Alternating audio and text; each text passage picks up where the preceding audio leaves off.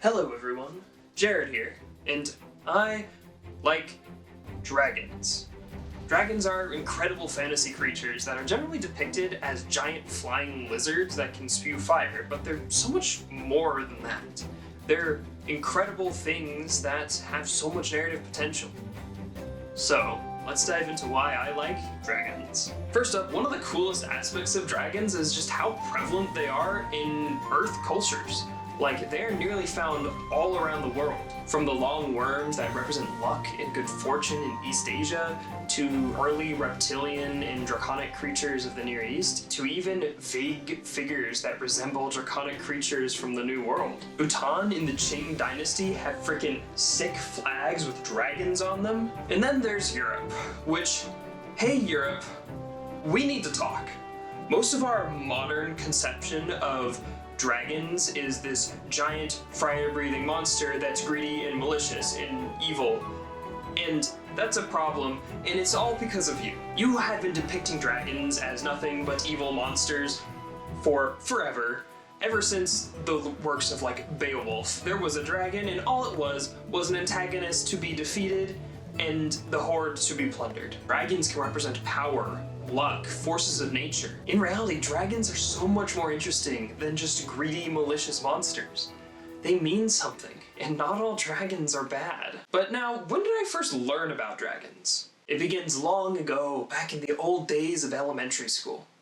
I was in the library looking for a book to read, and a popular book back in my school, where different clans of creatures fought each other, was by the name of Warriors. Warriors was a book about cat clans that fought each other, and I don't actually know much more than that, because the book never caught on with me. I read it, I tried to read it, I didn't make it all the way through, and I kind of fell off of it. But the important thing was, next to Warriors on the Shelf was another series by the name of Wings of Fire. Wings of Fire. Wings of Fire is a book series about false prophecies, world wars, global politics, intense tribalism, child endangerment, and murder. It is wild, it is dramatic, and I love it. The book series, of course. For whatever reason, this book series just seemed to resonate with me. I loved following this group of dragon kids called Dragonettes and seeing how they were trying to stop this war that they barely know anything about. I loved the main character, Clay. He's my favorite archetype of the big guy with a heart of gold, who all he wants to do is just protect his friends. This book series was my first true introduction to dragons and how cool dragons could be. But my biggest introduction and what made me really attached to dragons is a small game. A small game by the name of Dungeons and Dragons. I don't know if you've heard of it. In all seriousness, Dungeons & Dragons expands on dragons greatly. I mean, it is half the name. In Dungeons & Dragons, dragons are expanded upon so much. They are so much more than just any old monster. Most of them are incredibly intelligent. There's a whole creature category called dragons. They range from evil horde manipulators to rulers of various governments to wise old mentors. Some dragons are psionic, some dragons can hurl black hole breath. Some dragons can fly through space. It's awesome. In Dungeons & Dragons, dragons are nearly as expansive and as narrative-rich potential as humanoids. Speaking of humanoids, this brings me to my favorite Dungeons & Dragons species, the Dragonborn. The Dragonborn are a half-dragon humanoid species that have a lot of the cool draconic traits. They have scales the colors of dragons. They have breath weapons that breathe the elemental energy of dragons. They look awesome.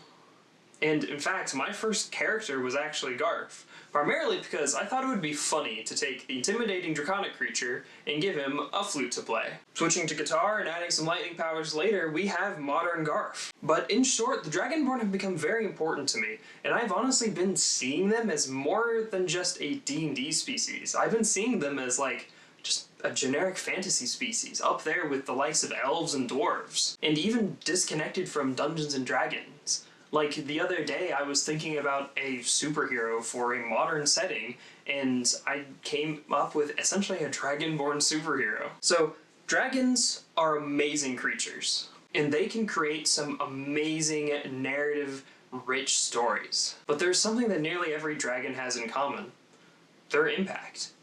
Dragons are always changing or impacting the worlds that they are in. It's almost like that dragon is a title for anything that changes the world that they are in. And so where does that leave you? Will you strive to achieve to be worthy of the title of dragon? And if so, will your impact be a change for good, or will you tear down the world? Will you make it a worse place? Dragons are just as interesting and complex as the humans who created them are.